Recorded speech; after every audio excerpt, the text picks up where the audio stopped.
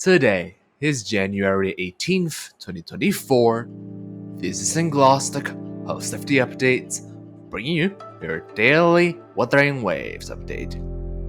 There is a huge announcement for Wuthering Waves today. Not only is the CBT2 registration up and running, I trust you can find that website yourself, but if not, comments in the description. But there's also a huge trailer for it. That trailer is mainly what I'm going to talk about today, because a survey is a survey. Only so much you can talk about. You write words in it. There you go.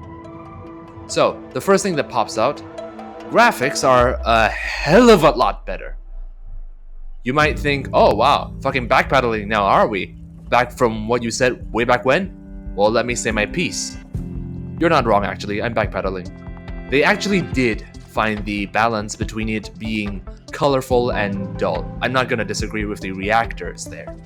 It's too bad they couldn't get the ball rolling with the muted dead aesthetic, which is what I was a fan of in CBT1. But there were other games, like most recently Arknight's Enfield, who were rolling with that aesthetic as well. I watched some of that recently. There's a sneak peek of the new storyline, what with the extended appearances of Scar and Hulolo. That's the girl with the spider lilies, or the Lycoris, whatever. I enjoyed the Ludo narrative story in this sequence here.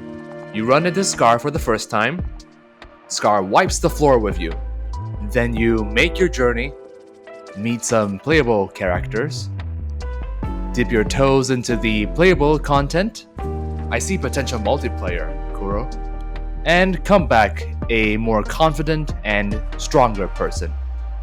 It's a dance, you know? Just be good enough to not step on the game's feet.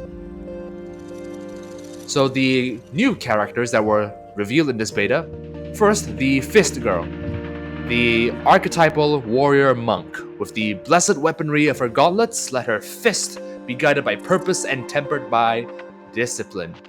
That's the vibe I get from her, and I am digging it. Lion Guy looks awful lot like that furry character back in CBT1. Unless he's still around, this might be another precedent of the Chixia redesign, but obviously a couple tiers below magnitude.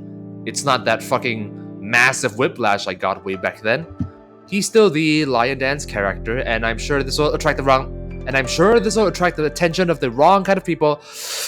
Wah, wah, wah. I don't wanna hear it! But it's whatever. And finally, Kakarot. He's the character that has had it the worst from the world of Wuthering Waves. I'm sure you can notice in combat how he's with one of his fallen brothers fighting in formation and style.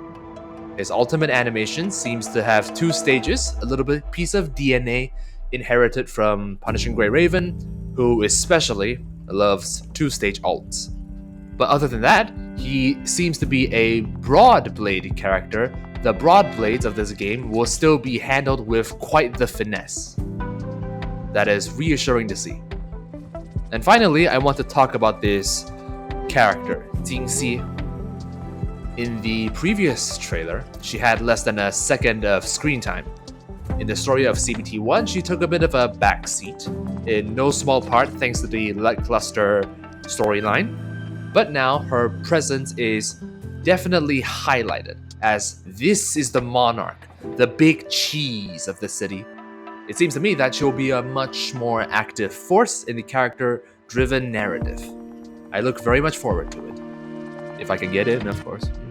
You know. That has been your Wuthering Waves update.